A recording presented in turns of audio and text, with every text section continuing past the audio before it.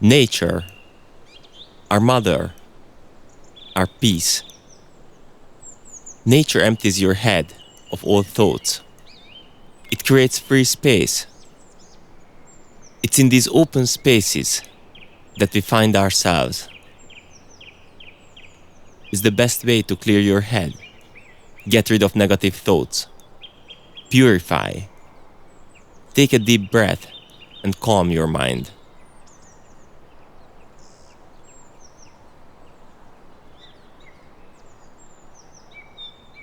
Hi, my name is David Klein and I am a professional climber.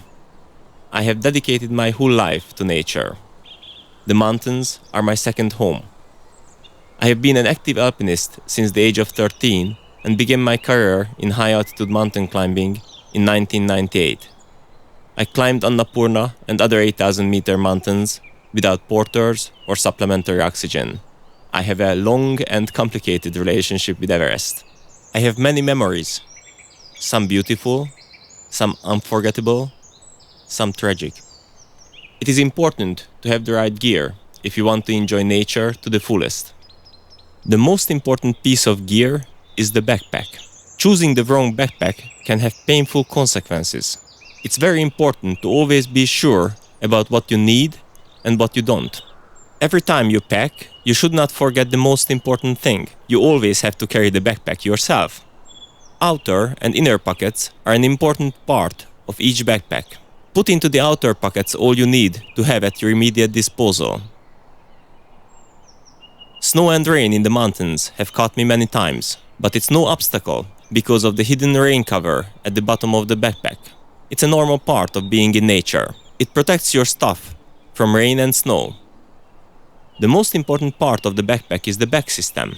There are different types. The mesh back system creates an air gap between the backpack and your back. The main benefit is that you don't get too sweaty during a summer hike. The rigid, padded back system truly copies your back and ensures perfect stability in any movement. For larger backpacks, the back system is adjustable so it can adapt to your needs. When you are packing your backpack at home, you should consider when you will need things. You should have right on top the things you need first. Backpacks can be enlarged if you really need that much stuff. You can get through other entries to your stuff too. Front entry, side entry, or bottom entry. The lower chamber is best for packing a sleeping bag. Put the backpack on your shoulders, set it up, and the trek can begin. Backpacks have many configuration options, and it is really important to adapt it to your back. The weight of the backpack is regularly distributed over your back, and it guarantees absolute freedom of movement.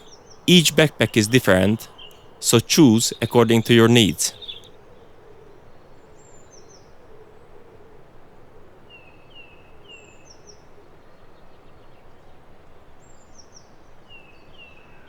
The tent is an essential outdoor gear which every well-equipped tourist or hiker must have. The campsite should always be properly cleaned from stones, branches, or other sharp objects. Tent choice should be given maximum attention because the models are quite different from each other. The different constructions are designed for different conditions. Extreme conditions in the Himalayas taught me that a well-chosen tent on a well-selected location can save the whole expedition. It's really you who decides where and how you want to use the tent. Strength, durability, materials, and simplicity of setup are the key features. These tents can easily be set up by yourself. It's easy. A few movements, anchoring, pitching, and the tent stands firmly.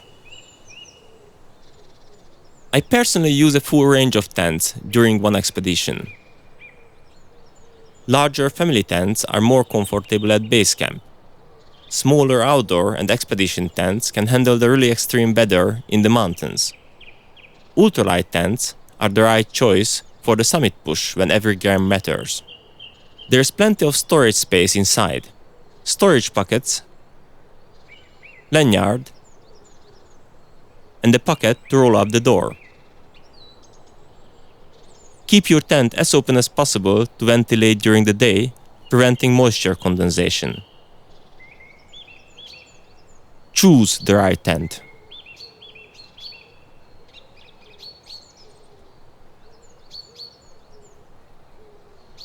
You can have the best sleeping bag, but without the pad, you will be cold and you will feel every bump on the ground. Sleeping pads play two very important roles in getting a solid night's sleep in the great outdoors: cushioning and insulation. A very handy tool to inflate pads is a dry bag equipped with a valve. Inflatable sleeping bags are compact and comfortable, but have a lower thermal insulation level. Self-inflating mats are filled with foam, having good thermal insulation, but they are larger. They have different shapes and construction. Some have inflatable sidewalls.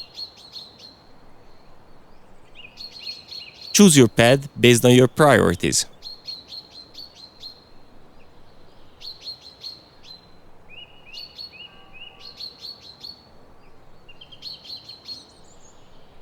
First, it is a good idea to think about how and where you will use your sleeping bag, under what conditions you will sleep in it, whether you will sleep outdoors, in a tent, or in a hut. An absolutely versatile sleeping bag that will suit us at all times does not exist. The sleeping bag itself does not heat, it only traps the heat created by your own body.